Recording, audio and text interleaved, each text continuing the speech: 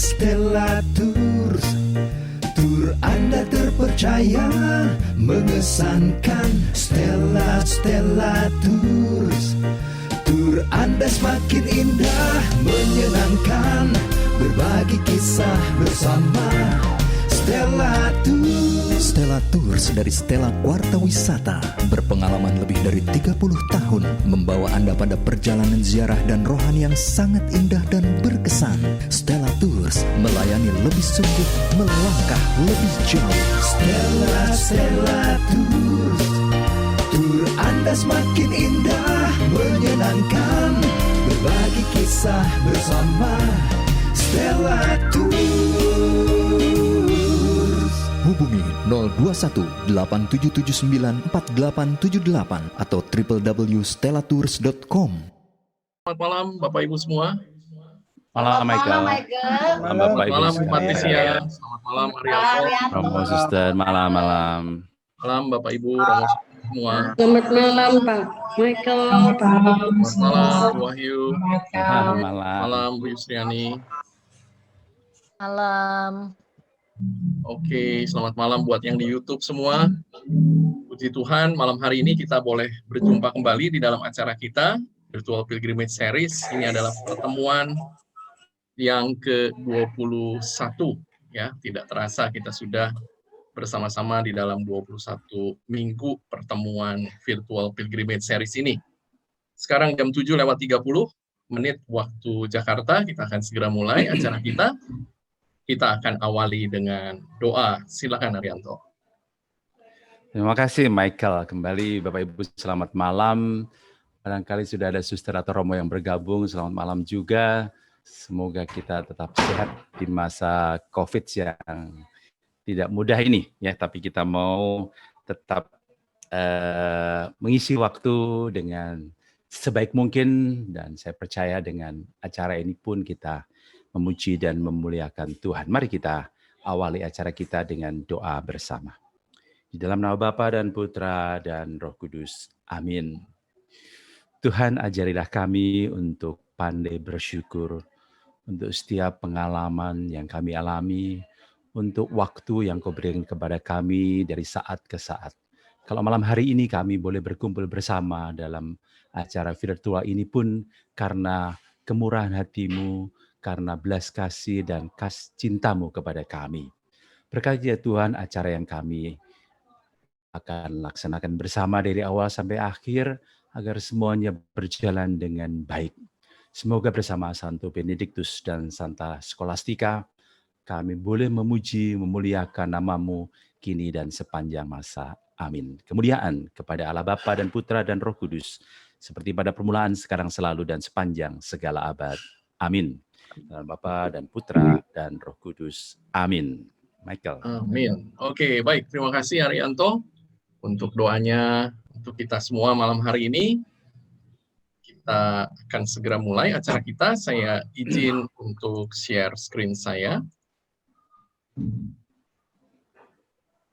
Oke, baik Bapak Ibu, sekali lagi selamat datang di acara kita Stella Kuarta Virtual Pilgrimage Series.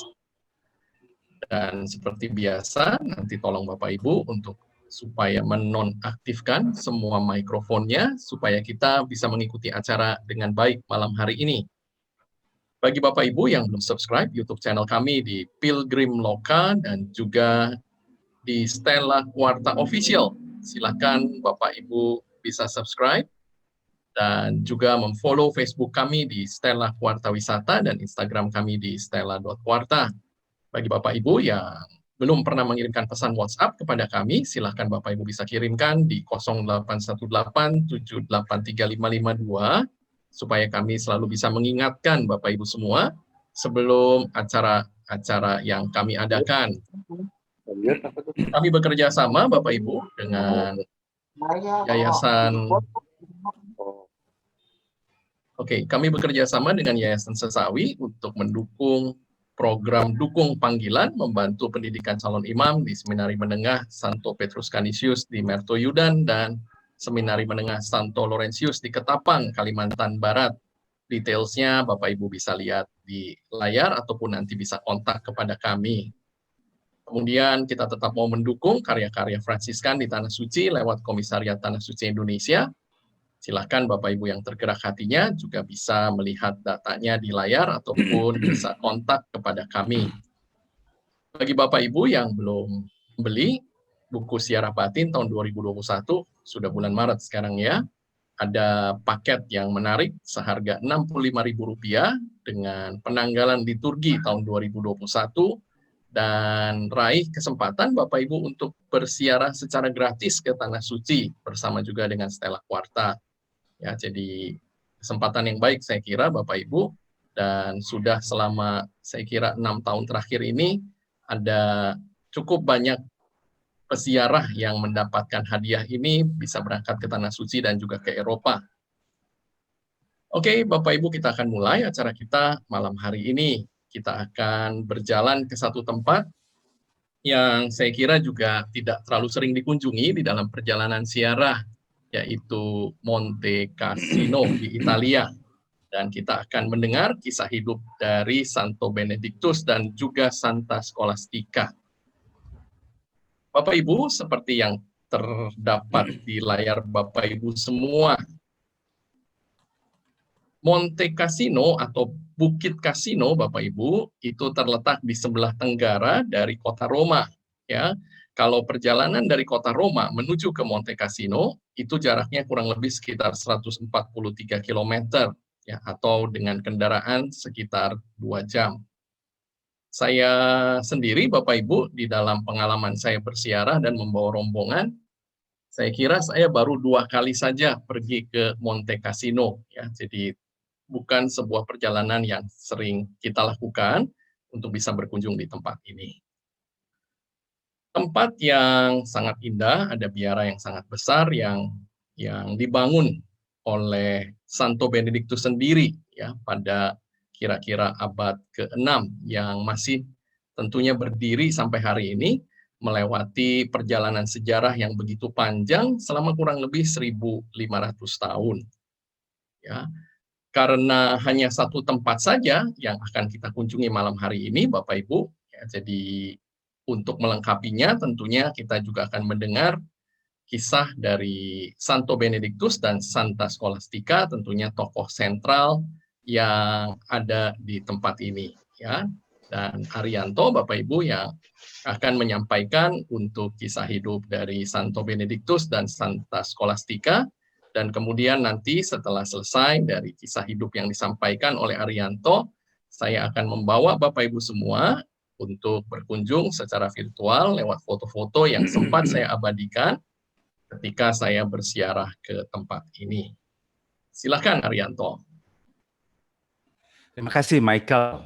Ya, thank you Michael. Michael ini jagoan foto, suka foto sehingga saya atau kita beruntung ya memiliki koleksi atau boleh melihat koleksi-koleksi foto dari Michael yang cukup lengkap ya, sehingga kita setelah Quarta bisa melakukan virtual ini secara ya sejauh ini cukup rutin ya.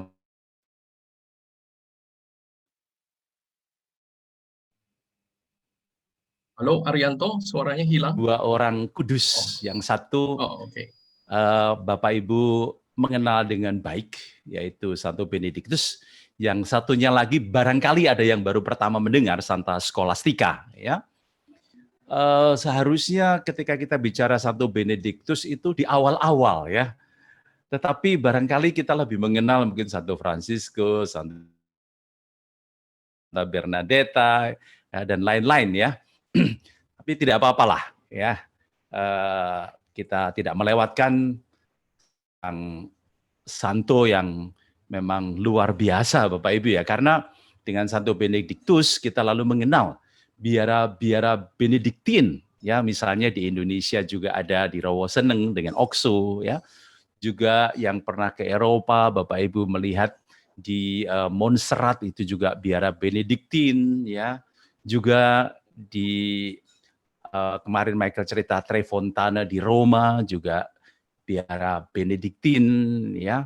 Jadi boleh dikatakan Eropa berkembang karena Santo Benedictus ya, karisma maupun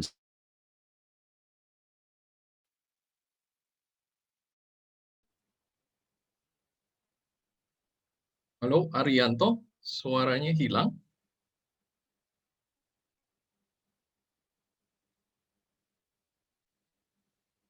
Santo Benediktus lahir di Nursia, itu di Italia Tengah, di tahun 480 ketika terjadi gempa bumi beberapa waktu lalu.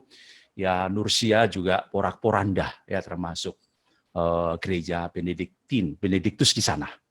Dia lahir dari keluarga kaya dan hidupnya penuh dengan petualangan dan perbuatan-perbuatan yang hebat. Semasa kanak-kanak dia dikirim ke Roma untuk belajar dan tumbuh dewasa sebagai seorang pemuda.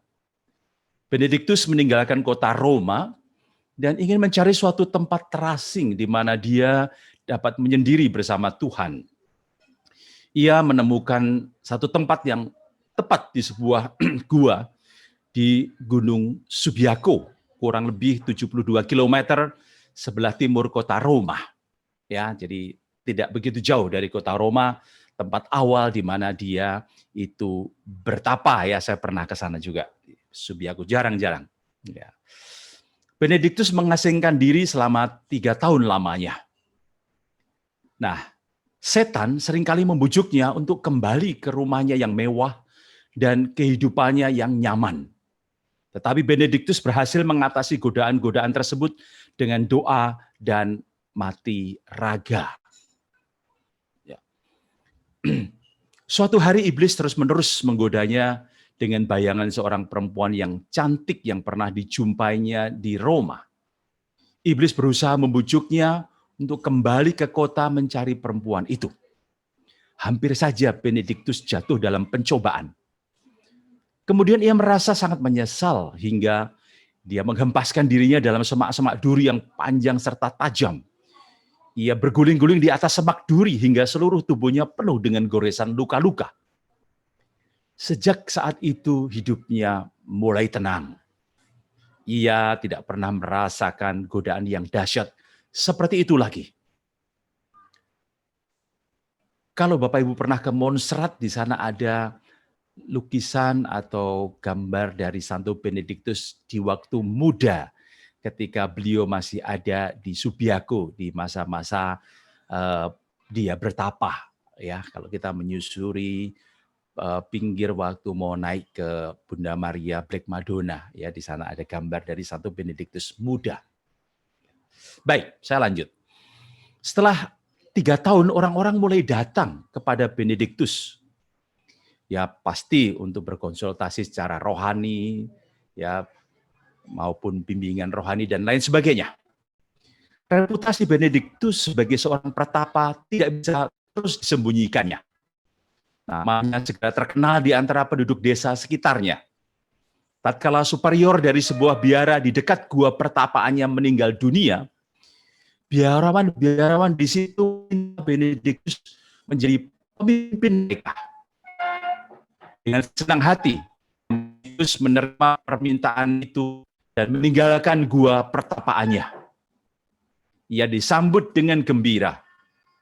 Tetapi segera ia menyadari bahwa kehidupan di biara itu tidak berjalan sebagaimana mestinya.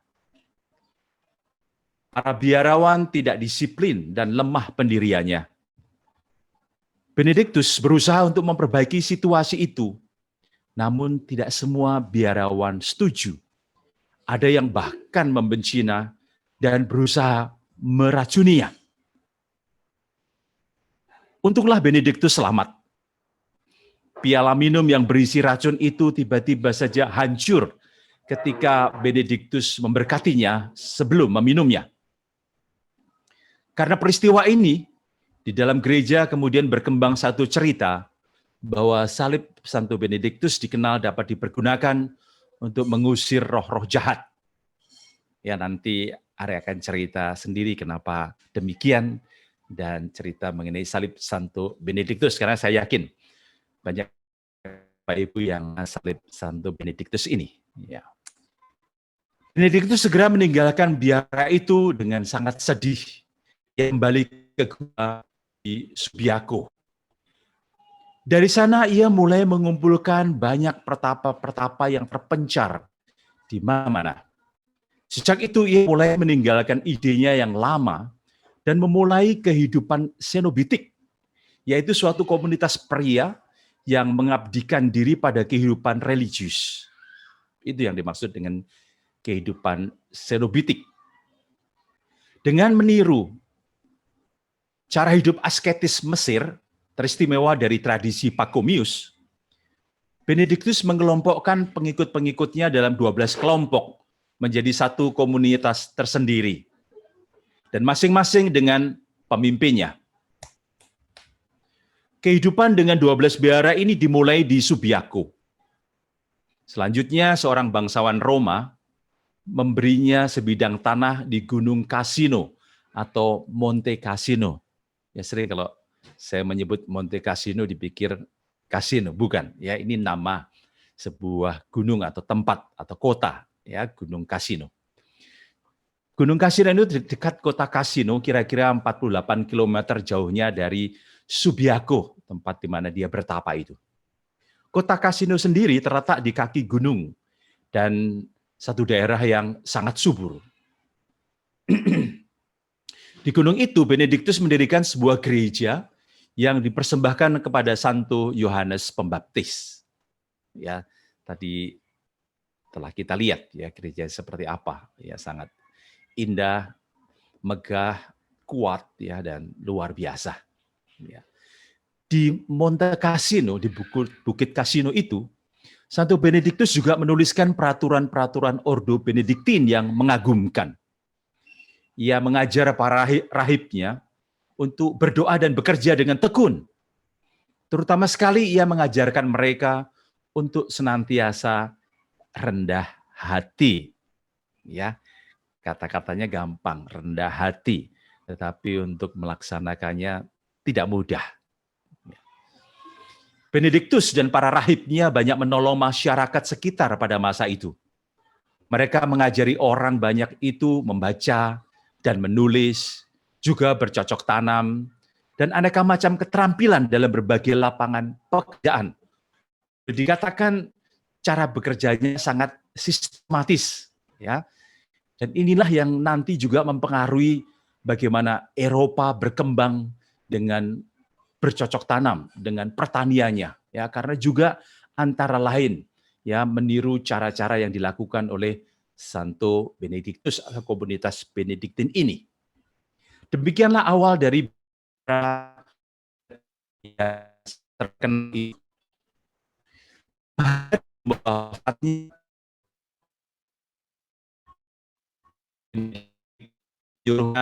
samping saudarinya Santa Scholastica yang meninggal minggu atau setengah bulan sebelum. Jadi Santa Scholastica, saudari kembarnya itu meninggal lebih dulu, ya 1,5 bulan sebelum beliau sendiri meninggal. Relikwi jenazah Benediktus dan Santa Scholastica ditemukan kembali pada tahun 1950 di bawah reruntuhan altar gereja Monte Cassino yang hancur pada masa Perang Dunia yang kedua.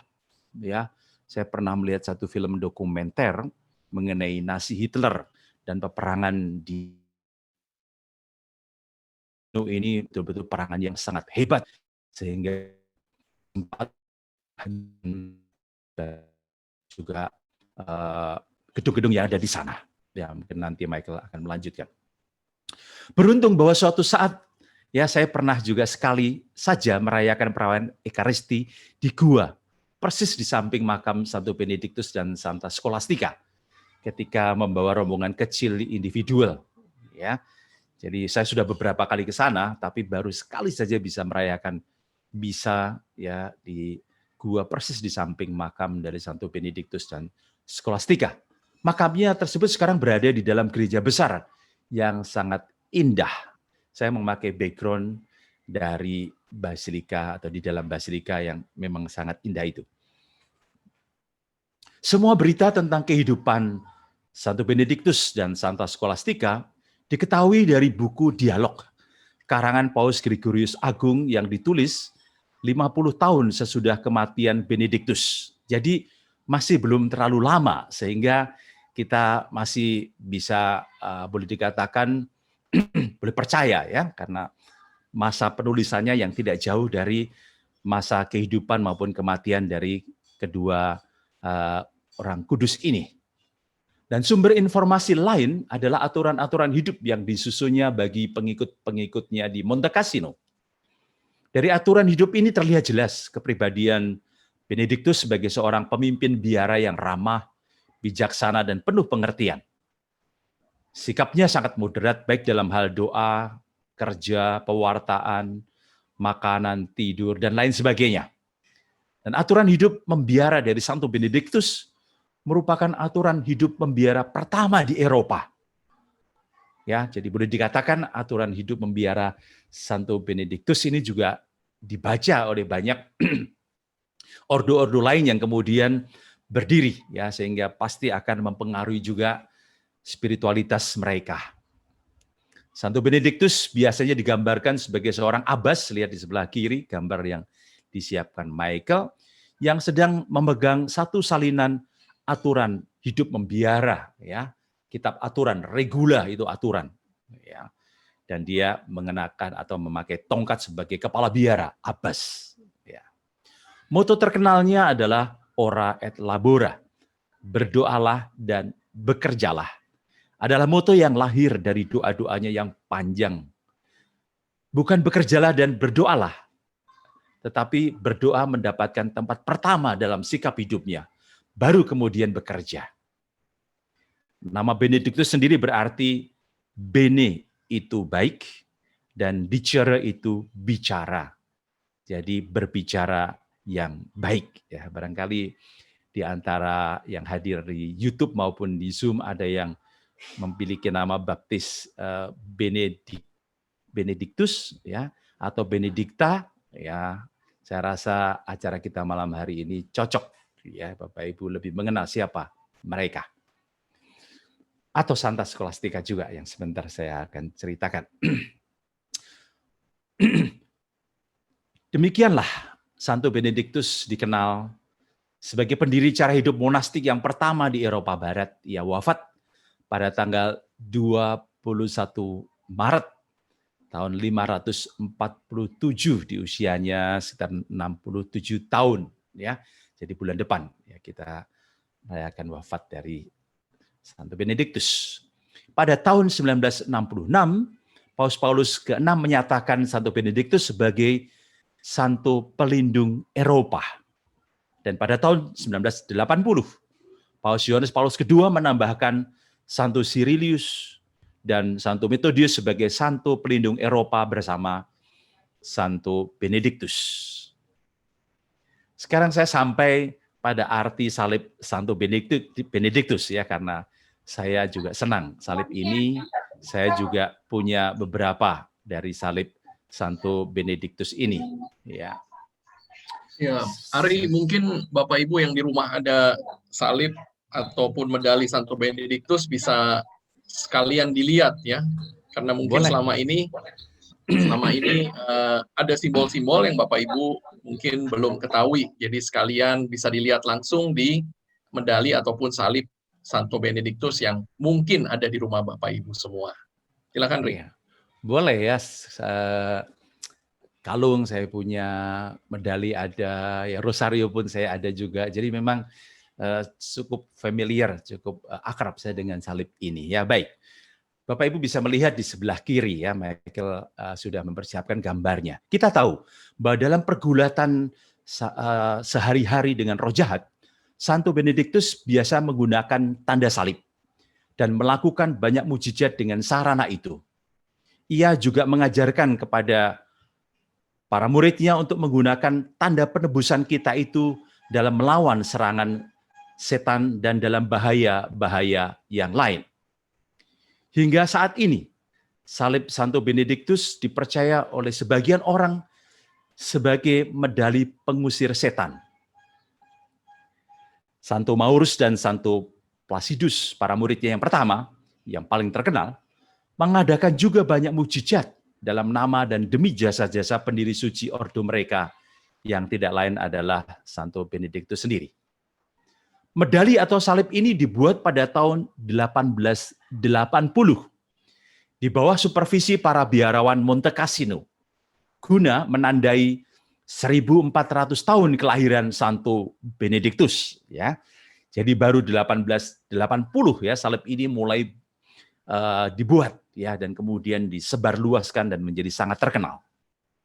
Pada salib atau medali tersebut terpampang tulisan-tulisan yang merupakan singkatan-singkatan. Di satu sisi medali terdapat sebuah salib, lihat yang paling kiri, salib tanda penebusan kita, perisai pelindung yang dianugerahkan Allah kepada kita, guna menangkis anak-anak panah keji si jahat. Pada bagian atas dari medali itu, biasanya tertulis Pax, yang berarti damai. Ya, Michael menunjukkan Pax, damai. Ya. Kadang tertulis HIS, yang merupakan singkatan dari, bukan HIS, tapi IHS. Ya, maksud saya, Yesus Hominum Salvator, Yesus penyelamat umat manusia.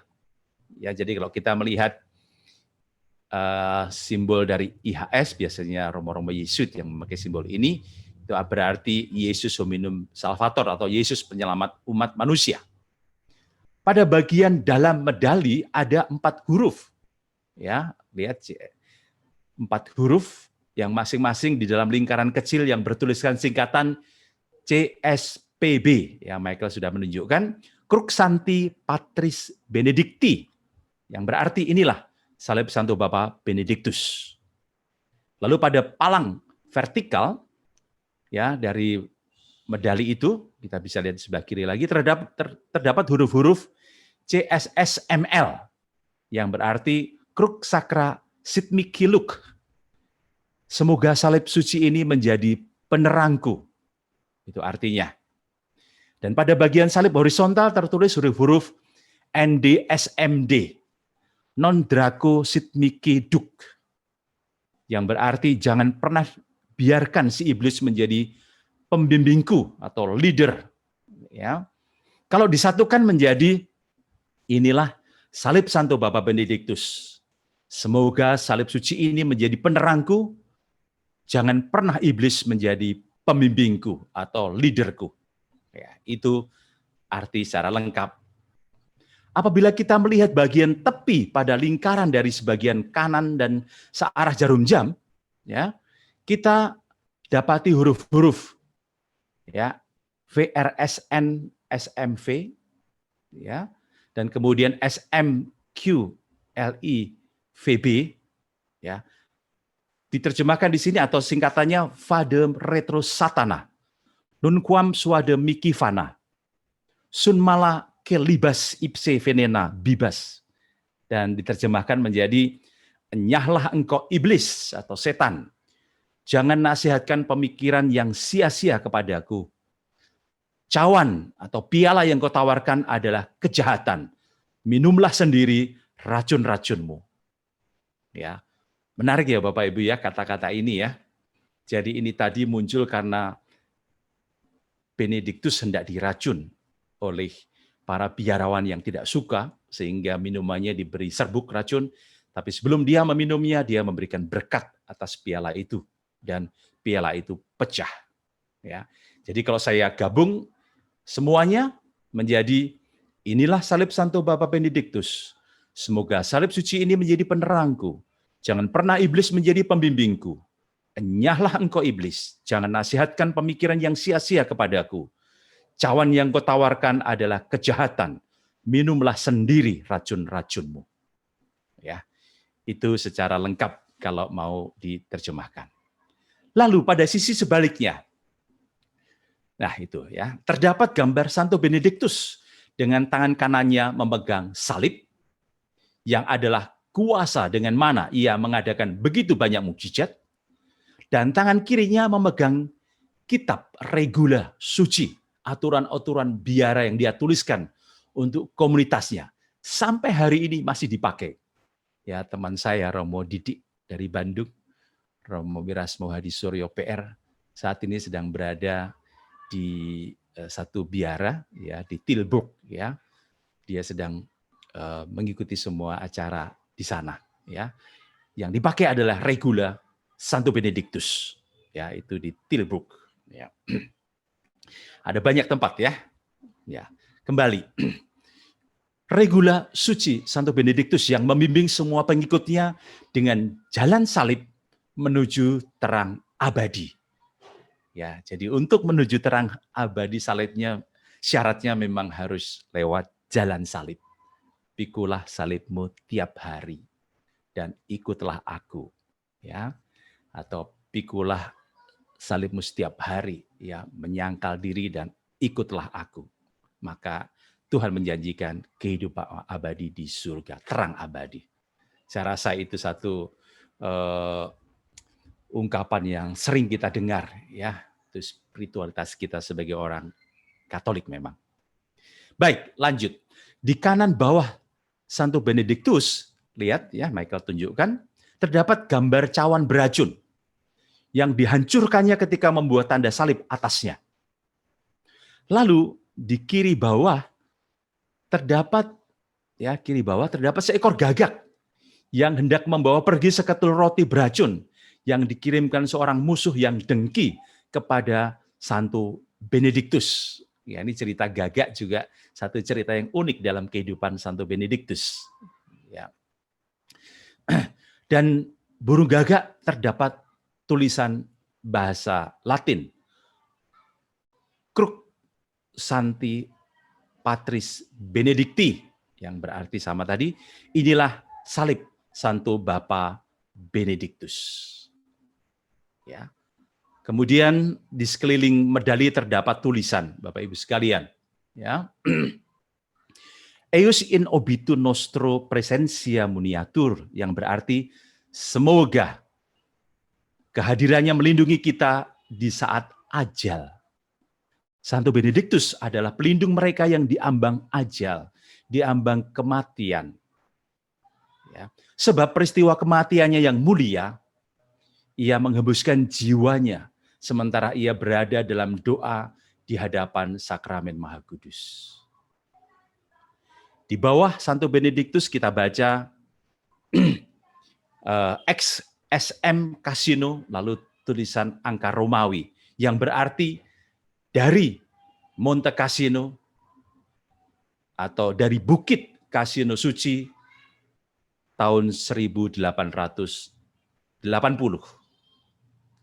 Pesta Santo Benediktus dirayakan oleh gereja setiap tanggal 21 Maret bulan depan, atau bulan ini ya, bulan ini sudah Maret sekarang. 2 hari sesudah hari raya Santo Yosef. Ya. Inilah satu cerita dari Santo Benediktus. Nanti mungkin di akhir dari virtual kita akan berdoa bersama, mohon bantuan dari Santo Benediktus. Iya, itu Michael mengenai Benediktus. Skolastika. Mari langsung saja lanjut dengan Santa Skolastika. Baik, kalau begitu sekali lagi. Mudah-mudahan tidak bosan mendengarkan cerita ini, Bapak Ibu. Ya, pasti nanti akan mendengar kembali kalau Bapak Ibu boleh berziarah, ya misalnya ke Monte Cassino, ataupun juga kadang-kadang kalau kita berziarah ke Montserrat juga kita cerita mengenai Santo Benediktus. Ya. Baik, saya lanjut dengan Santa Skolastika, sedikit saja, nggak usah terlalu banyak ya. Gambarnya Bapak Ibu bisa lihat, ya kebetulan keponakan saya juga memakai nama baptis Skolastika. Siapa beliau? Santa Skolastika dan Santo Benediktus adalah saudara kembar. Mereka dilahirkan di Nursia, Italia pada tahun 480. Dan biasanya Santo Benediktus adalah dikenal sebagai kakak dari Santa Skolastika. Ya. Bersama dengan Benediktus, mereka dibesarkan bersama-sama dalam pendidikan yang baik. Skolastika adalah seorang gadis yang cerdas dan ramah. Sekaligus ia juga seorang religius. Sejak belia, ia telah menyerahkan dirinya kepada Tuhan dan bercita-cita menjadi seorang biarawati. Ketika mereka berusia 20 tahun, keduanya berusia 20 tahun, Benediktus pergi mengasihkan diri sebagai pertapa dalam sebuah gua terpencil di Subiaco. Kelak ia pergi ke Monte Cassino dan mendirikan biara di sana seperti tadi Arit sudah cerita. Sementara Santa Scholastica setelah menjadi seorang biarawati menyusul saudaranya tersebut dan tinggal di Plombariola yang berjarak kurang lebih hanya 8 km saja dari biara kakaknya. Dan dengan bantuan dan petunjuk dari kakaknya Santo Benedictus, Scholastica mendirikan dan memimpin biara wanita, ya boleh dikatakan Trappisten lah begitu. Setahun sekali Scholastica mengunjungi Benedictus saudaranya untuk bimbingan rohani dan membicarakan masalah-masalah rohani. Karena wanita tidak diperbolehkan memasuki biara Monte Cassino, maka Benedictus ditemani beberapa orang muridnya akan menemui Scholastica di sebuah rumah yang tidak jauh letaknya dari gerbang biara. Ya. Demikian pula Benedictus dan beberapa murid juga biasa berkunjung ke biara adiknya untuk sebuah bimbingan rohani baik untuk Scholastica maupun untuk para susternya. Terjadilah pada suatu ketika, dan cerita ini sangat masyhur, sepanjang hari itu mereka memuji Tuhan dan berbicara mengenai hal-hal rohani. Ketika malam tiba, mereka makan malam bersama. Pembicaraan mereka terus berlanjut sementara malam semakin larut. Scholastica yang merasa bahwa hidupnya tinggal sebentar lagi, meminta Benedictus dengan mendesak supaya Benedictus tinggal bersamanya malam itu, agar ia dapat melanjutkan diskusinya. Namun Benedictus tidak ingin melanggar peraturan biara, maka dia menolak dan bersikeras untuk tetap pulang kembali ke biaranya. Ya, lihat gambar yang disiapkan oleh Michael ya. Berkatalah Scholastica kepada Benedictus, "Jangan tinggalkan aku malam ini. Mari kita berbicara dengan sukacita kehidupan rohani sampai pagi." Jawab Benedictus, "Saudariku, apakah yang kau katakan itu? Aku tidak boleh tinggal di luar biaraku." Ya, demikian Benedictus. Ketika didengarnya bahwa Benedictus menolak permintaannya, wanita kudus ini berdiri dan berjalan menuju jendela. Sambil menengadah ke langit, dia mengatupkan kedua tangannya, menundukkan kepala dan berdoa sejenak. Sementara ia kembali ke tempat duduk, terdengarlah hujan turun deras sekali, disertai guntur dan halilintar menyambar-nyambar, sehingga baik Benedictus maupun murid-muridnya tidak dapat pulang. Karena sedih, Benedictus mengeluh, "Semoga Tuhan mengampuni engkau, saudariku, apa yang telah engkau lakukan?" Jawab Scholastica, "Ya, aku mohon padamu untuk tetap tinggal, namun engkau tidak mau mendengarkan permintaanku. Jadi aku mohon kepada Tuhan, dan Dia mau mendengarkan dan mengabulkan permohonanku. Sekarang pergilah pulang jika engkau bisa." Jadi demikianlah malam itu mereka tidak tidur semalaman, asyik dengan pembicaraan mereka tentang sukacita kehidupan rohani.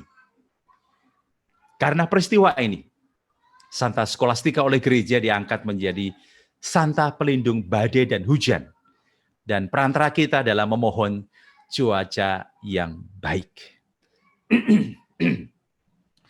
Bapak Ibu sekalian, biasanya sudah menjadi kebiasaan saya sebelum terbang melakukan penerbangan kemana saja, ya tentunya apalagi dalam perjalanan ziarah, selain mohon perantaraan doa dari Santo Kristoforus pelindung perjalanan, ya, saya juga mohon perantaraan doa dari Santa Scholastica supaya memberikan cuaca yang baik di dalam penerbangan itu. Dan satu lagi, biasa saya mohon juga doa dengan perantaraan Bunda Maria dari Loreto. Barangkali Bapak Ibu belum pernah dengar ya, Loreto satu kota di Italia. Di sana ada rumah keluarga kudus. Di sana ada Black Madonna juga yang dikenal dengan Bunda Maria dari Loreto, Black Madonna. Dan di depan Basilika Besar Bunda Maria Loreto ada ditempatkan sebuah pesawat. Bunda Maria dari Loreto adalah perantara kita ketika kita ingin berdoa bagi para pilot, bagi para pramugara-pramugari, dan para penumpang pesawat untuk mendapatkan keselamatan yang dari Tuhan.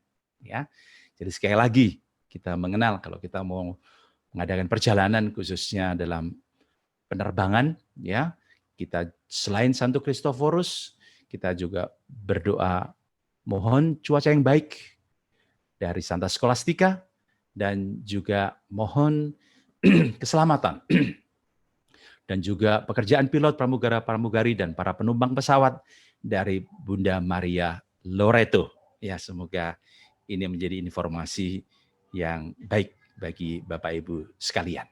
Saya lanjutkan. 3 hari kemudian, ketika Benediktus sedang berada di dalam kamarnya, ya ini lihat ya, Michael menemukan juga satu gambar ya. Saat ini kamar Benediktus telah menjadi sebuah kapel. Ya, saya beruntung juga ketika saya membawa rombongan kecil, ya individual tour ziarah waktu itu, saya pernah memasuki tempat ini dan saya betul-betul bersyukur ya berada di tempat ini, satu tempat yang luar biasa memang ya, Monte Cassino ini, ya sangat agung, sangat khidmat ya, sangat menyentuh ya. Auranya sangat-sangat positif. Benediktus mendekati jendela dan melihat keluar, menatap ke langit. Dan dia melihat jiwa saudarinya Scholastica meninggalkan jasadnya dalam rupa seekor burung merpati yang bercahaya sedang terbang tinggi menuju surga. Kita lihat ya, gambar ini bagus sekali. Benediktus menatap ke langit, lalu dia melihat jiwa Santa Scholastica, adiknya, ya, itu terbang ke surga, ya, burung merpati yang bercahaya. Benediktus amat bersukacita. Ia berterima kasih kepada Tuhan yang Maha Kuasa dengan nyanyian serta pujian. Kemudian ia minta kepada para muridnya untuk menjemput jenazah saudarinya dan membawanya ke biara. Jadi ini benar-benar tanda dari Tuhan. Dia tahu dengan tanda ini saudarinya telah meninggal, maka dia minta kepada muridnya untuk menjemput jenazah saudarinya. Kemudian Benediktus membaringkan jenazah adiknya di dalam kubur yang telah dipersiapkan bagi dirinya. Kubur di mana kelak tubuhnya pun akan dibaringkan di situ. Scholastica wafat di tahun 542. Kita cerita abad ke-5 ke-6 ya. Tahun 542 dalam usia 62 tahun. Pestanya dirayakan setiap tanggal 10 Februari. Dan Santa Scholastica merupakan pendiri monastik pertama cabang wanita. Ya. Di Indonesia juga ada ya Bapak Ibu, mungkin sudah mengenalnya juga. Pada 13 Maret, ini cerita lain, 2002, Santa Scholastica terpilih menjadi motif utama dari uang koin euro yang diterbitkan di Austria. Di balik koin itu, Santa Scholastica digambarkan bersama dengan Benediktus. Beliau dihormati baik oleh gereja kita, Katolik Roma maupun juga gereja Ortodoks. Wah, saya juga baru tahu ketika membaca riwayat hidup dari Santa Scholastica bahwa gambarnya dipakai untuk uang koin. Nanti kalau saya diberi kesempatan ke Austria, saya mau coba-coba cari deh apakah bisa menemukan gambar Scholastica dan Benediktus di koin mereka. Ya, kelihatannya koin setengah euro. Ya, Bapak Ibu sekalian, malam ini kita mengenal dua orang kudus besar di dalam gereja, Santo Benediktus dan Santa Scholastica. Semoga berkenan dan berguna bagi pemahaman dan juga menjadi teladan bagi kehidupan rohani kita. Michael. Oke, baik. Terima kasih Arianto untuk cerita yang sudah disampaikan. Lengkap sekali ya cerita yang sudah disusun oleh Arianto untuk mengisahkan mengenai Santo Benediktus dan juga Santa Scholastica.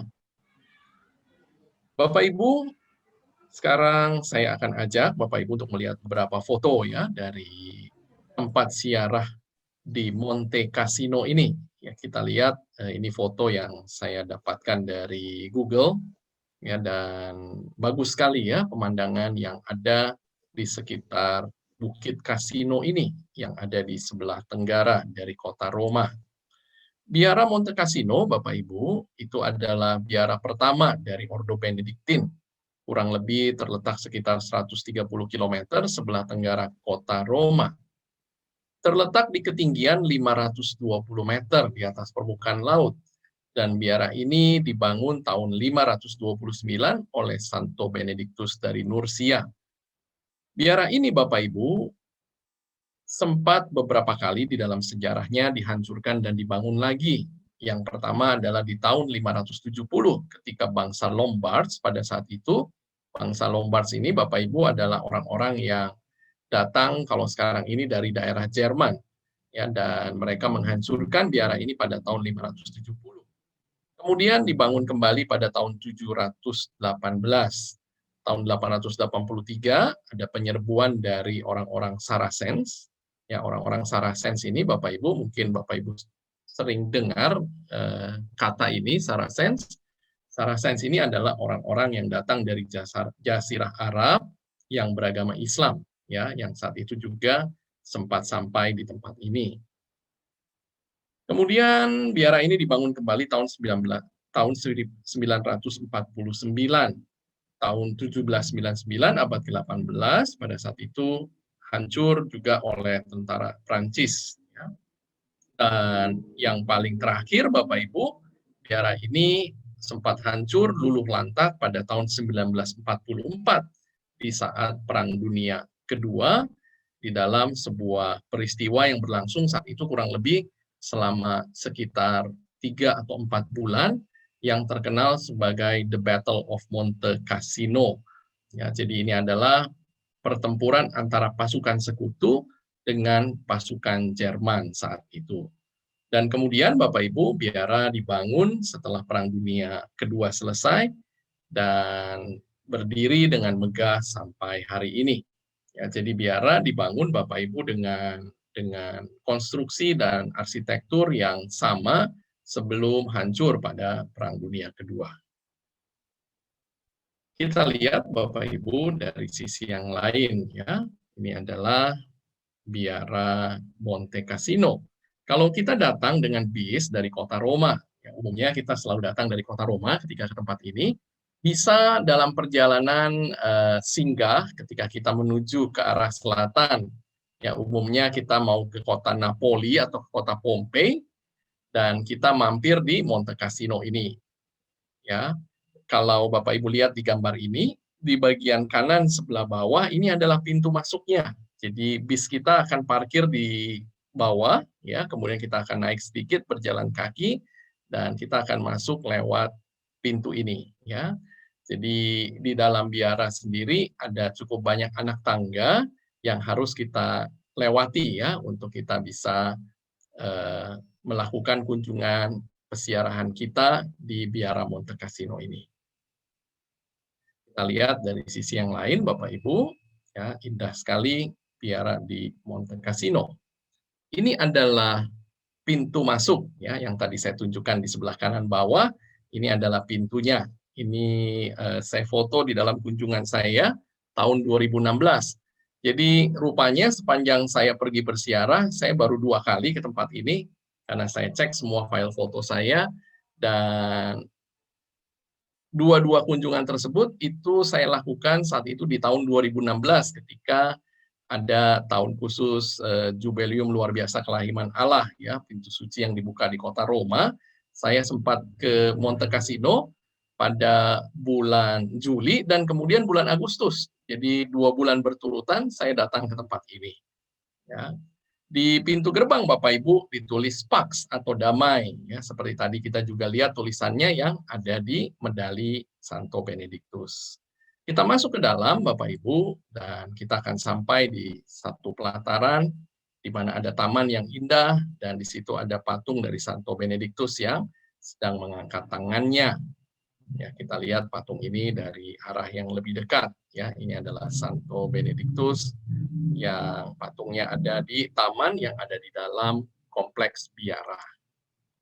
Kita naik Bapak Ibu sebuah tangga untuk menuju ke gereja, dan di sini ada satu plaza atau pelataran yang kosong di mana biasanya para peziarah akan berfoto ya. Nanti saya akan tampilkan juga dari sisi yang lain. Ini adalah Santo Benedictus dan Santa Scholastica yang patungnya ada di tempat ini. Kemudian juga biasanya para peziarah senang untuk berfoto di sini Bapak Ibu, di pagar ini ya. Di pagar ini kita bisa foto dengan pemandangan yang indah dari daerah di sekitar Biara Monte Cassino. Kemudian kita naik tangga yang cukup tinggi dan sampai di depan gereja ya. Umumnya di dalam peziarahan kita selalu request Bapak Ibu untuk bisa misa di tempat ini ya. Jadi karena tempat ini tentunya adalah tempat yang sangat spesial. Kita lihat beberapa bagian dari sudut biara ini Bapak Ibu sebelum kita masuk ke dalam gereja ya. Ada juga patung dari Santo Gregorius Magnus ya, atau Gregorius pertama. Di tempat ini di antara patung-patung orang-orang kudus yang lainnya. Kemudian kita lihat ya, ini kita kembali sedikit ke bawah Bapak Ibu, dan kita lihat ini adalah patung Santo Benedictus yang ada di sebelah kiri. Kemudian di sini ada sumur Bapak Ibu yang ada di pelataran, dan di sebelah kanannya ada patung Santa Scholastica. Kita bisa lihat ya, tangganya lumayan nih Bapak Ibu untuk kita bisa naik ke gereja. Ya, ini kita lihat ada peziarah juga dari negara lain yang saat itu bertemu dengan rombongan kami.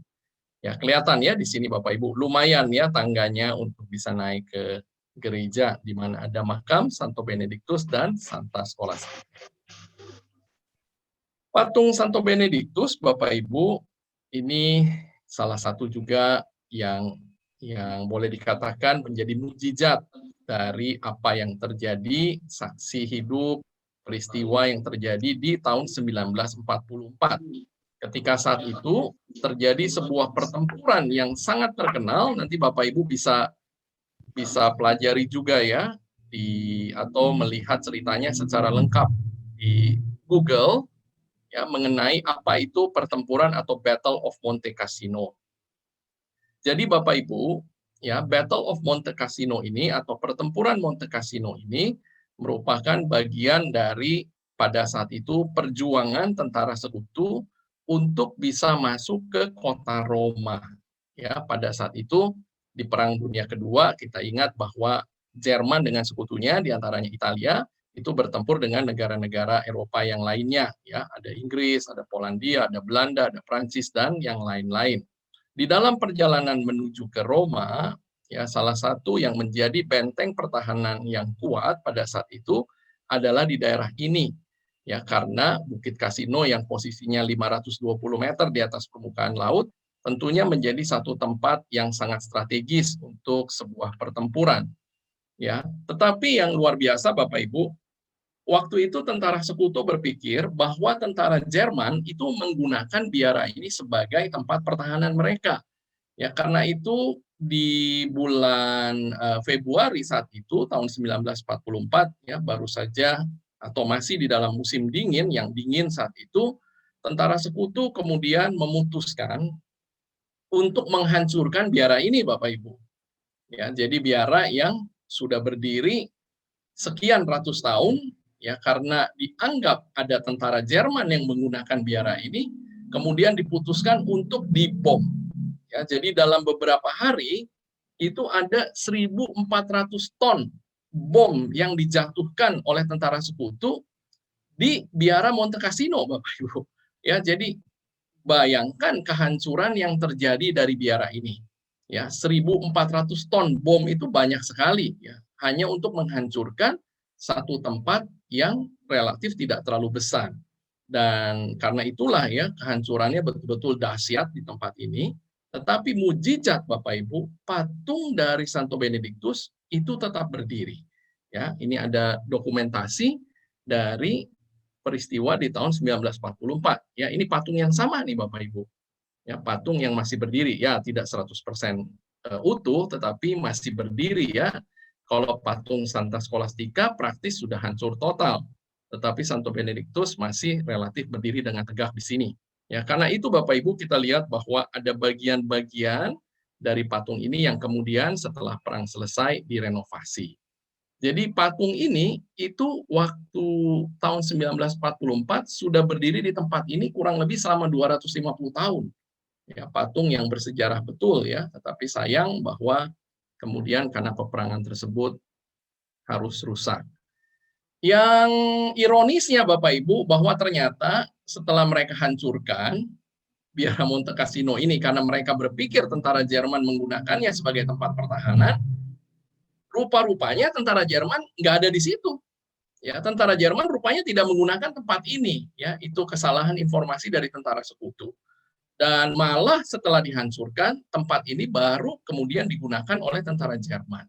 Dan karena sudah hancur, membuat situasinya buat tentara sekutu lebih sulit saat itu untuk menghadapi tentara Jerman. Ya, kita bisa bayangkan bahwa dengan reruntuhan yang ada begitu besar, ya pasti akan lebih sulit untuk mengalahkan tentara Jerman yang bersembunyi atau menggunakannya sebagai tempat pertahanan mereka setelah hancur, bukan waktu sebelum hancur. Ya, ini satu peristiwa ironi sekali sebetulnya dari misinformasi tentara sekutu saat itu. Ya, kita lihat ini ya, Bapak Ibu. Ini adalah kehancuran dari biara ya. Ini gerejanya kita bisa lihat hancur total ya, yang ada kubahnya. Ini bagian yang tadi di bagian sebelah kanan di mana kita biasa masuk ya. Semua hancur Bapak Ibu biara ini pada Perang Dunia Kedua. Dan baru kemudian direstorasi lagi segera setelah Perang Dunia Kedua selesai. Kita masuk Bapak Ibu ke dalam gereja. Ya, gerejanya bagus sekali. Dan di sini ada beberapa tentunya lukisan yang menceritakan mengenai kisah hidup dari Santo Benedictus. Ya, kita biasanya langsung turun ke bagian bawah Bapak Ibu. Jadi kita masuk gereja kemudian turun ke bagian bawah di mana di situ ada kapel. Ya, kapel di mana terdapat sebetulnya bukan makam ya Bapak Ibu. Pertama juga saya sangka itu makamnya Santo Benedictus dan Santa Scholastica. Karena di bagian altarnya seperti ada dua patung dalam yang dibuat dalam kondisi berbaring ya atau tertidur dari Santo Benedictus dan Santa Scholastica. Tetapi ternyata hanya memorial saja sementara makamnya ada di gereja. Ya, ini grup saya waktu bulan Juli tahun 2016 ya, kita sempat merayakan Ekaristi di tempat ini. Saat itu rombongan bersama dengan Romo Robi Wawor ya. Nah, kita lihat di sini Bapak Ibu, ini patungnya Santo Benedictus dan Santa Scholastica. Ya, saya tidak punya fotonya yang dari samping, tetapi di sini Bapak Ibu, di bagian kanan ini ada patung yang digambarkan tertidur ya atau dalam kondisi meninggal dari Santa Scholastica, dan di sini ada dari Santo Benedictus. Ya, kita lihat lebih dekat Bapak Ibu dari altar yang ada ya. Ini adalah tempat di mana biasanya kita merayakan Ekaristi. Ya, oke. Ini mungkin sedikit kelihatan ya Bapak Ibu. Ini ada seperti rongga di sini. Di sini juga ada rongga. Nah, di sini ada patung dari Santa Scholastica dan Santo Benedictus yang digambarkan dalam posisi tertidur atau berbaring. Ya, ini kita lihat lebih dekat dari ornamen yang ada di bagian altar yang ada di satu kapel di bawah gereja. Ya, jadi biasanya kita udah naik ke atas, kita masuk ke dalam gereja, kemudian kita turun lagi ke bawah. Ada tangga lagi untuk turun ke bawah dan sampai di tempat ini. Ya, ini rombongan saya yang berikutnya, Bapak Ibu, di bulan Agustus tahun 2016 ya. Ini bersama dengan Romo Somar dan Romo Andre teman saya. Nah, ini lebih kelihatan ya Bapak Ibu, di sini ada patung yang digambarkan dalam kondisi tertidur. Tetapi ini bukan makam mereka ya, makam mereka itu ada di bagian atas gereja. Jadi waktu itu pun saya karena tidak bersama dengan guide ketika ke tempat ini dan baru pertama kali ya ke tempat ini, jadi kemudian saya belajar ketika ada di sana. Oke ya, ini suasana di dalam perayaan Ekaristi yang kami lakukan saat itu. Ya, ini rombongan yang sudah berbeda ya, Bapak Ibu di bandingkan rombongan yang tadi sebelumnya. Kita juga sempat berfoto Bapak Ibu di kapel ini ya. Kapel ini indah sekali ya, Bapak Ibu, kita lihat bagian atasnya juga dihias dengan sangat indah, ada gambar Yesus di sini. Nah, ini ya kelihatan Bapak Ibu, yang tadinya saya pikir ini makamnya karena ada seperti patung dalam kondisi digambarkan dalam kondisi berbaring dari Santo Benedictus dan di sebelah kanannya Santa Scholastica. Tetapi ternyata kemudian saya baru mengerti bahwa makamnya ada di bagian atas. Setelah selesai perayaan Ekaristi, kita baru kemudian tur. Ya, biasanya karena kalau kita datang di satu tempat ziarah, Bapak Ibu, umumnya kita mau misa dulu. Ya, kenapa? Supaya kita bisa selesaikan dulu yang paling utama. Tujuan kita yang paling utama yaitu merayakan Ekaristi di tempat-tempat ziarah yang khusus ini. Baru kemudian kita penjelasan, kita tur ya, melihat tempat-tempat yang menarik di tempat ini. Ini Bapak Ibu ya, bagian altar dari gereja utama. Ya, ini di sebelah kanan kita lihat dari lebih dekat, dan di sini Bapak Ibu di bagian belakangnya yaitu ada seperti batu hitam, dan di sini ada seperti lubang, dan disinilah Bapak Ibu ya, ini relikwinya dari Santo Benedictus dan Santa Scholastica yang baru ditemukan pada tahun 1950, yang waktu mereka merenovasi gereja ini setelah Perang Dunia Kedua. Ya, ini saya dapat foto dari Google yang lebih jelas, Bu. Jadi ada satu ruangan, ya di sini ada plakatnya, ya inilah makam dari Santo Benedictus dan Santa Scholastica yang dimakamkan di tempat ini ya, bersebelahan. Ya, di sini ada gambar Bapak Ibu, Santo Benedictus digambarkan sudah meninggal ya, di sini berbaring, Santa Scholastica ada di sebelah kanannya. Nah, kemudian Bapak Ibu, dari gereja, setelah kita tadi misa di kapel, kita lihat gerejanya, kita berdoa di makamnya, kemudian kita bisa turun ke bawah. Nah, tadi kalau Arianto cerita ada satu ruangan di mana Santo Benedictus waktu buka jendela dan melihat ada burung merpati, ya rupanya kemudian mengertilah Santo Benedictus bahwa Santa Scholastica sudah tiada, ya Santa Scholastica digambarkan jiwanya itu sedang terbang menuju ke surga dalam rupa burung merpati. Nah, ruangannya itu ini Bapak Ibu, yang sekarang juga sudah jadi kapel, ya karena itu kenapa di sini ada lukisannya yang tadi saya sudah perlihatkan juga, Santo Benedictus yang sedang melihat dari jendela ini Bapak Ibu. Ya, jendela ini Santa Scholastica yang sudah meninggal dan jiwanya dalam rupa burung merpati. Ya, ini kapel yang ada di bagian bawah dari kompleks Biara Monte Cassino. Ya benar, Mike. Ya ini. Benar ya. Benar. Nah, kemudian Bapak Ibu dari ruangan tersebut, kemudian kita kembali lagi ke atas. Nah, di sini ada satu tempat juga yang biasanya para peziarah senang juga untuk berfoto dan berdoa di tempat ini. Nah, di sini ada batu Bapak Ibu, yang ini cerita tradisi ya. Santo Benedictus waktu lagi jalan di tempat ini ya. Ini saya lagi foto dengan teman saya Romo Andre Kurniawan ya. Kami teman sekolah satu SMA. Ya. Dikisahkan Bapak Ibu bahwa Santo Benedictus waktu itu tiba-tiba tersandung dan jatuh. Ya, tetapi waktu Santo Benedictus jatuh ke batu ini, tiba-tiba batu ini menjadi spons Bapak Ibu, menjadi seperti busa, sehingga Santo Benedictus tidak terluka sama sekali. Ya, tangannya tidak terluka, kepalanya pun tidak terluka. Ya, itu kisahnya yang ada di batu ini. Kenapa kemudian kami juga berfoto di tempat ini. Ya, nah ini adalah bagian dalam ya. Kita lihat di sini semua tempelan-tempelan yang ada ini adalah sisa-sisa dari biara yang ada ya, karena biara ini sudah berulang kali Bapak Ibu di dalam sejarahnya dihancurkan, dan penggalian arkeolog kemudian mereka menemukan banyak dari sisa-sisa peninggalan yang ada, dan mereka semua tempel di tembok-tembok yang ada di biara. Nah, ini beberapa ornamen Bapak Ibu yang ada juga di dalam biara. Ya, umumnya kita tidak terlalu lama juga kunjungan di sini ya.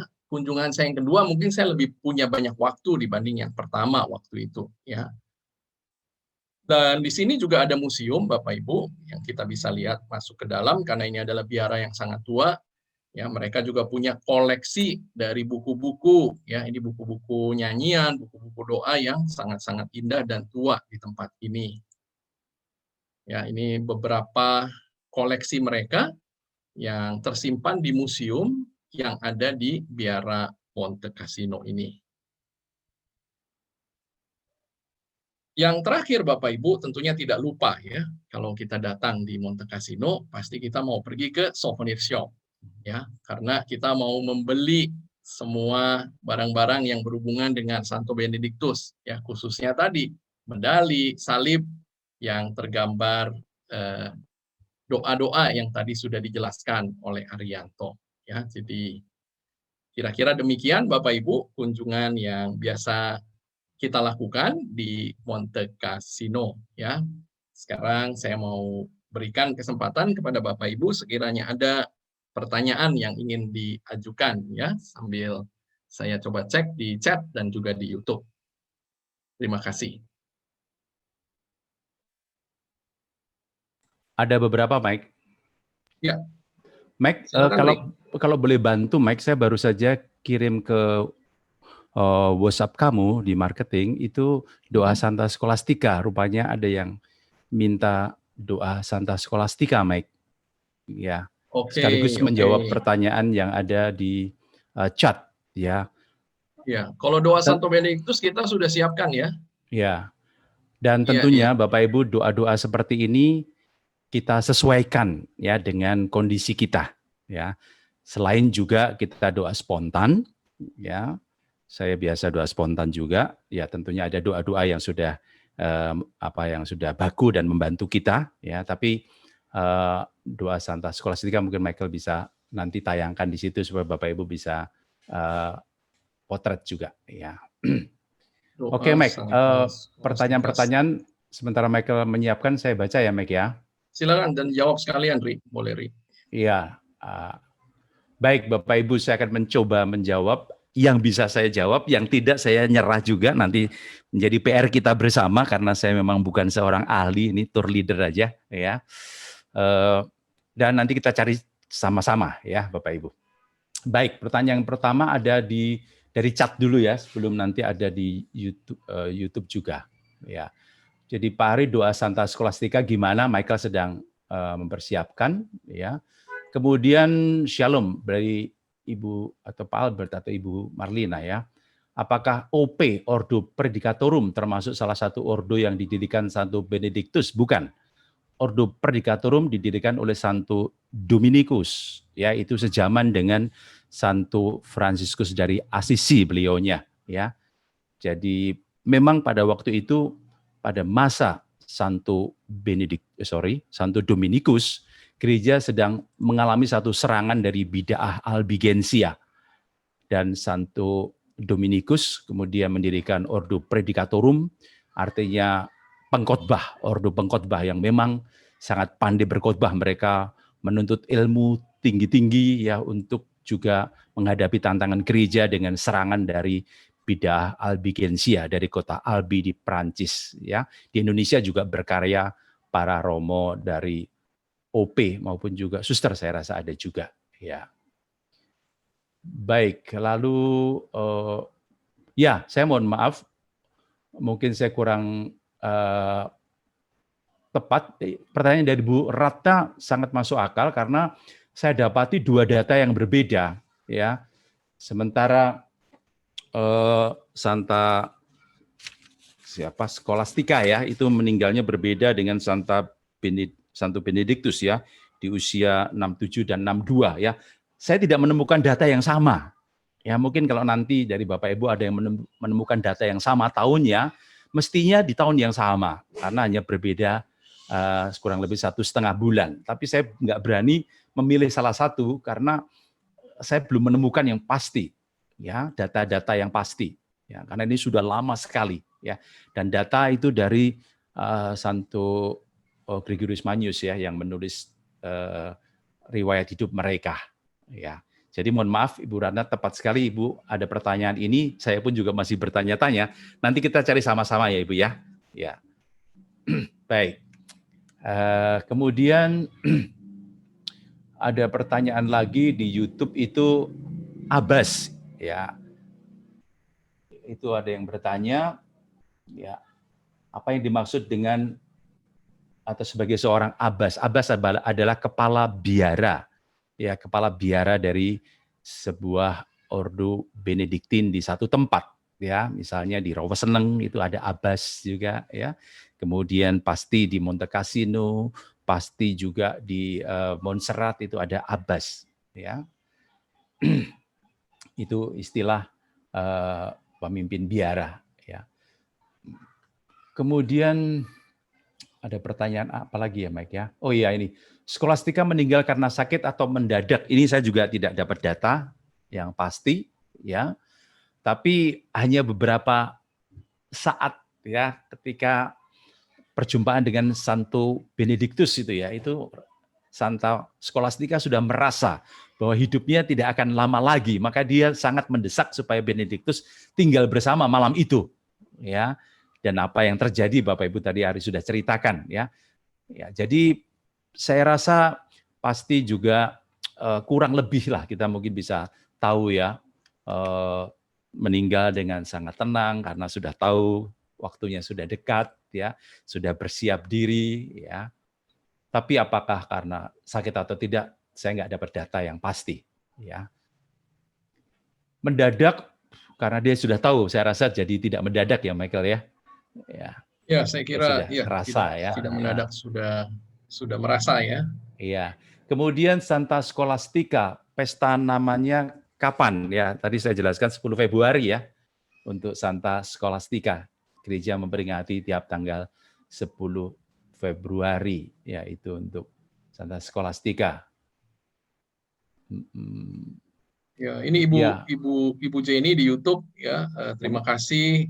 Medali Santo Benediktus sudah lama dipakai bersama dengan skapulir coklat dan medali wasiat. Jadi kalau Benediktus medalinya kita udah bahas malam ini, medali wasiat kita sudah bahas juga waktu kita pergi ke kapel medali wasiat di Paris. Kalau skapulir coklat itu kita bahas waktu ada di Gunung Karmel sebetulnya di dalam perjalanan Biblical Journey, yaitu penampakan Bunda Maria kepada Santo Simon Stock yang kemudian memberikan skapulir coklat sebagai tanda perlindungan juga. Jadi Bu Jenny ini udah menggunakan semua hal-hal yang luar biasa, ya, yang ada di dalam tradisi gereja kita. Ya, kita punya begitu banyak warisan yang indah, saya kira, ya, yang menguatkan iman kita semua. Iya, soal skapulir, Michael, kalau boleh saya tambahkan, ya, karena kebetulan ini sangat dekat dengan gereja. Ada teman saya, Alex Fernando, juga sangat rajin memakai skapulir seperti juga tadi di YouTube, ya, Michael, ya. Ibu Jenny, ya, Mike, ya, yang selalu juga memakai skapulir. Ada penjelasan yang sedikit berbeda mengenai skapulir, ya, karena yang menjelaskan Romo Okarm, sehingga saya jadi senang juga untuk sharing di sini, ya. Apa yang dimaksud kita sedang mengenakan skapulir adalah kita mengenakan keutamaan Bunda Maria. Itu penting, ya. Kita sedang mengenakan skapulir berarti kita sedang mengenakan keutamaan Bunda Maria. Sebagai contoh, misalnya kerendahan hatinya, ya. Bunda Maria rendah hati sekali. Apakah kenapa mencari aku? Bukankah aku harus selalu berada di rumah Bapakku? Dia tetap tenang, menerima, diam. Siapakah ibuku? Siapa saudaraku? Ya, dia tetap tenang, tidak komplain, ya, rendah hati. Ya, kemudian Bunda Maria yang taat sampai di bawah kayu salib. Kemudian daya tahannya, yang mengikuti Yesus di jalan salib. Tidak kecewa, tidak mengumpat ketika mendampingi Yesus sampai di Bukit Golgota. Ya, juga teladan kemuritan Yesus. Ia selalu beserta Yesus. Ia adalah seorang ibu dan sekaligus seorang murid. Dia tidak hanya pendengar, tapi juga pelaku firman. Lihat, fiat voluntas tua, ya, di Nazaret itu. Ibu yang melahirkan Yesus, namun sekaligus tidak memiliki Yesus karena Yesus adalah milik kita semua. Ya, dia tidak, ya, lihat, ya, Bunda Maria tidak pernah komplain ya. Ketika siapakah ibuku, siapa saudaraku? Mereka yang melakukan kehendakku, itulah ibuku, itulah saudara-saudaraku. Bunda Maria lihat ya, dia melahirkan Yesus namun tidak memiliki Yesus ya, karena Yesus untuk semua. Saat ia meninggal, kita percaya pasti Yesus akan menjemputnya. Jadi siapa yang mengenakan skapuler, mengenakan keutamaan Bunda Maria, dan percayalah Yesus akan menjemput ketika kita nanti dipanggil pulang kembali ke rumah Bapa di surga. Ya, itu boleh dikatakan teologinya lah, begitu ya. Sementara warna coklat itu kan warna tanah, warna humus, warna kesuburan, warna kerendahan hati, warna boleh dikatakan jelaga atau angus, warna mereka pekerja keras supaya coklat itu tidak kelihatan kotor kalau dia sedang bekerja di dalam kekotorannya ya, tapi tidak kelihatan ya. Sekaligus warna coklat adalah warna pelaku firman, tidak hanya sekedar pendengar firman. Jadi percayalah selain mengenakan keutamaan Bunda Maria, juga perlindungan dari Bunda Maria seperti yang Michael jelaskan pada saat yang lalu ya. Kemudian ini ada satu kebiasaan juga ya. Entah dari mana, tapi hari Sabtu itu adalah hari Bunda Maria meninggal katanya. Hari Sabtu itu gimana ya?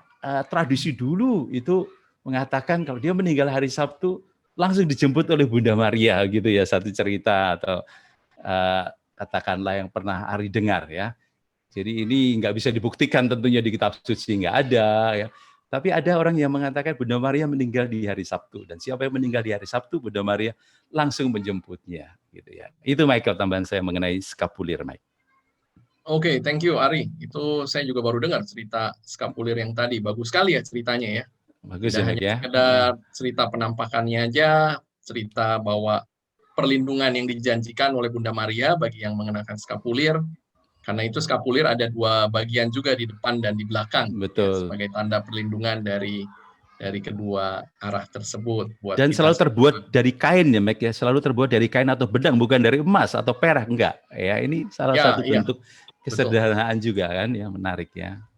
Ya. Jadi Bapak Ibu yang Tuhan berkenan atau sudah pernah ke Israel, ke Gunung Karmel, itu senang sekali kalau di Gereja Stella Maris di Gunung Karmel ada satu toko gereja di mana mereka menjual skapulir, karena kita bisa beli skapulir asli ya dari tempatnya di sana begitu.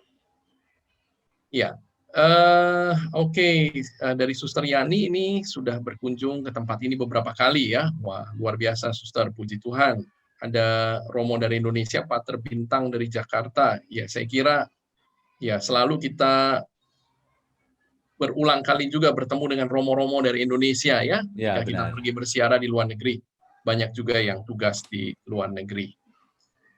Oke, tidak ada pertanyaan lain di chat, di Mike, Zoom. bisa munculkan itu, Mike. Sebelum kita langsung doa aja ya, atau doa Santa Scholasticanya mau didoakan setelah doa Santo Benedictus Ri? Dimunculkan di screen dulu, Mike, kalau bisa, Mike, supaya teman-teman bisa Oke, sebentar. Screenshot. Bisa ikut baca. Iya, screenshot. Ini ya. Screenshot. Oke, silakan. Jadi nanti bisa kita doanya doa Santo Benedictus saja ya. Ini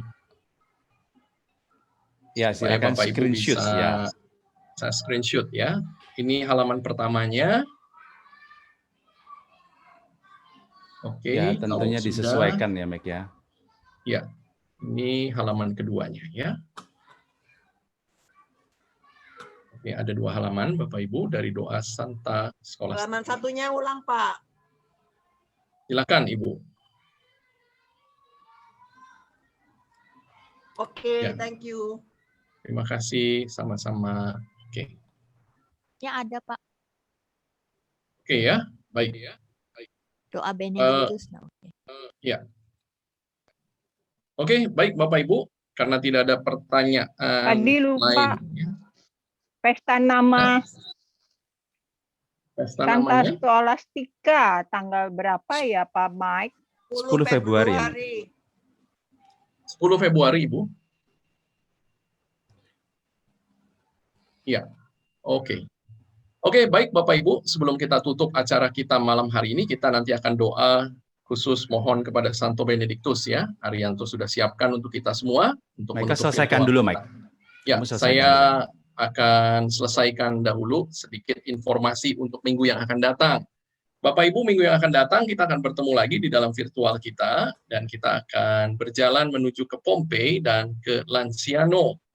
Pompei kita semua ingat Bapak Ibu ada satu kota yang hancur karena letusan Gunung Vesuvius dan kita masih bisa lihat Bapak Ibu reruntuhan dari kota kuno Pompei, dan di Pompei tidak hanya sekedar kita melakukan kunjungan arkeologi ke kota kuno Pompei, tetapi juga ada satu tempat penampakan Bunda Maria kepada Bartolo Longo ya, seorang beato sekarang ini yang ada di kota Pompei, dan ada basilika yang sangat indah di kota Pompei yang akan kita kunjungi ya. Bapak Ibu bisa lihat juga di poster yang sudah dibuat ini dalamnya basilika indah sekali yang ada di kota Pompei. Kemudian kami akan mengajak Bapak Ibu ke Lanciano untuk melihat mujizat Ekaristi di Lanciano ya. Ini salah satu mujizat Ekaristi saya kira yang paling luar biasa menurut saya ya, karena begitu hebatnya peristiwa yang terjadi saat itu ya.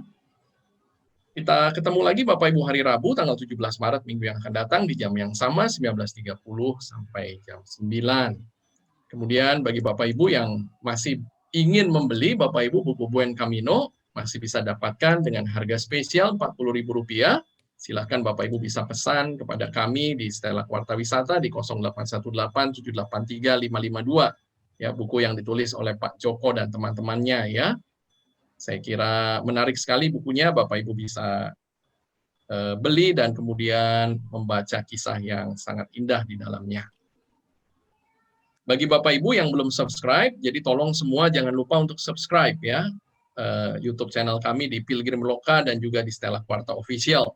Nanti bulan April tanggal 5 Bapak Ibu kami akan kembali live lewat Stella Quarta Official ya, masih 1 bulan lagi kurang lebih. Kemudian Facebook kami di Stella Quarta Wisata dan Instagram kami di stella.quarta, serta juga WhatsApp kami di 0818 783 552. Bagi Bapak Ibu yang punya banyak foto dalam bentuk digital, ya baik kalau mulai sekarang kita mencetak lagi dan membuat album supaya kita tidak sampai kehilangan file-file digital kita dan kita bisa tinggalkan kenangan yang indah untuk anak dan cucu kita. Bapak Ibu bisa klik di photobook.id. Bagi Bapak Ibu yang ingin melihat medali Santo Benediktus, ya ada cukup banyak koleksi saya kira di Catholic Souvenir Store. Bapak Ibu bisa lihat di Tokopedia ya. Ini beberapa di antaranya ada di gambar ini ya. Medali Santo Benediktus saya kira salah satu barang rohani yang paling banyak dibeli di Catholic Souvenir Stores Bapak Ibu. Ya, dan salib ya Mike ya. Dan juga salib Santo Benediktus ya. Silakan Bapak Ibu bisa klik di catholicsouvenirs.com. Baik, terima kasih Bapak Ibu untuk kehadirannya malam hari ini. Acara kita malam hari ini dengan doa permohonan kepada Santo Benediktus. Silakan Arianto. Baik, Michael, terima kasih Bapak Ibu, para Romo, Suster, terima kasih untuk kebersamaannya. Kita saling menemani di masa-masa yang tidak mudah ini, saling menguatkan, saling mendoakan, supaya kita tabah kuat untuk melewati pandemik ini.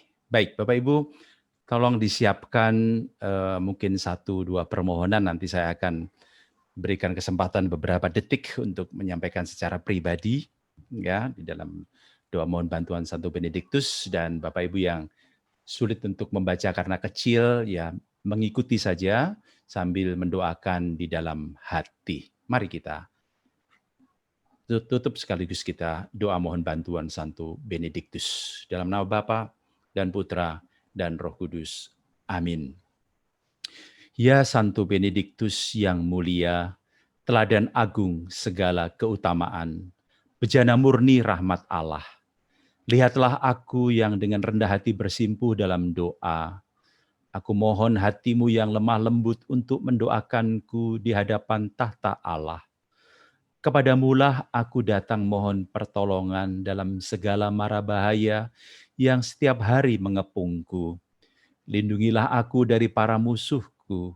Ilhamilah aku untuk meneladanimu dalam segala hal. Kiranya berkat-Mu menyertaiku senantiasa, agar aku menolak apapun yang dilarang Allah dan menghindari kesempatan-kesempatan dosa. Sudi perolehkanlah bagiku dari Allah karunia dan rahmat yang begitu aku butuhkan dalam pencobaan, kemalangan, dan penderitaan hidup. Hatimu senantiasa penuh cinta, kasih sayang, dan belas kasih terhadap mereka yang menderita ataupun mengalami kemalangan.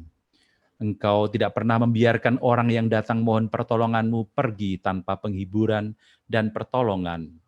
Sebab itu aku mohon perantaraan-Mu yang berdaya kuasa, yakni dalam pengharapan bahwa Engkau akan mendengarkan doaku dan memperoleh bagiku karunia dan permohonan yang dengan sangat aku mohon. Kita sebutkan dalam hati.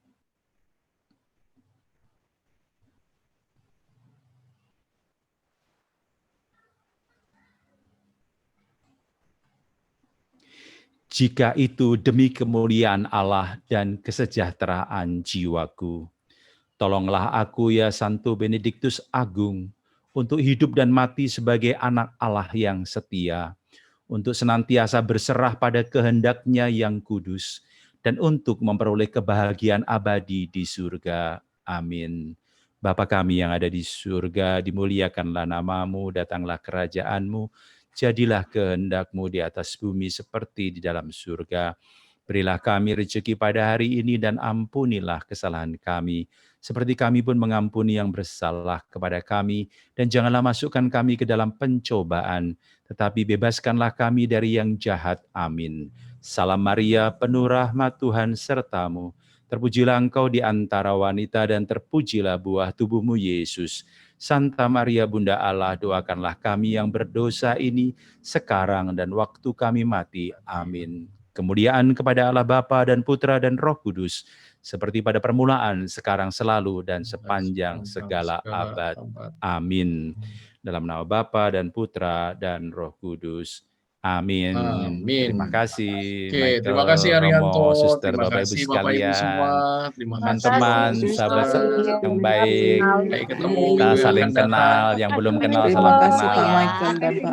Terima Terima kasih. kasih Thank you, semua. thank you Ibu. Sehat semua. Terima kasih Pak Ari dan Pak Thank you Michael. Bu Mari, Terima thank kasih, you Bu terima Karolin. kasih Bu Karolin. Thank you. Terima kasih Terima Ibu. kasih. Terima kasih Michael. Terima kasih Thank Bu you. Patricia. Selamat Ya, Terima kasih Bu malam. Wahyu, Iya, Bu Pak. Wenda, thank you. Terima kasih Pak Ari. Terima kasih Thank Pak you. Wahyu, Michael. terima Saya tunggu kasih. fotonya Thank ya Pak Michael. Ya Bu Terima Wahyu, kasih. saya Terima siapkan. kasih. Ya, terima kasih. Baik. Pamit ya. Ya, Selamat mari, malam, mari. sampai Selamat jumpa. malam semua. Selamat malam. Stella, Stella Tours, tur Anda terpercaya, mengesankan. Stella, Stella Tours, tur Anda semakin indah, menyenangkan, berbagi kisah bersama. Stella Tours. Stella Tours dari Stella Warta Wisata berpengalaman lebih dari 30 tahun membawa Anda pada perjalanan ziarah dan rohani yang sangat indah dan berkesan. Stella Tours melayani lebih sungguh, melangkah lebih jauh. Stella, Stella Tours, tur Anda semakin indah, menyenangkan, berbagi kisah bersama. Stella Tours. Hubungi 021 8779 4878 atau www.stellatours.com.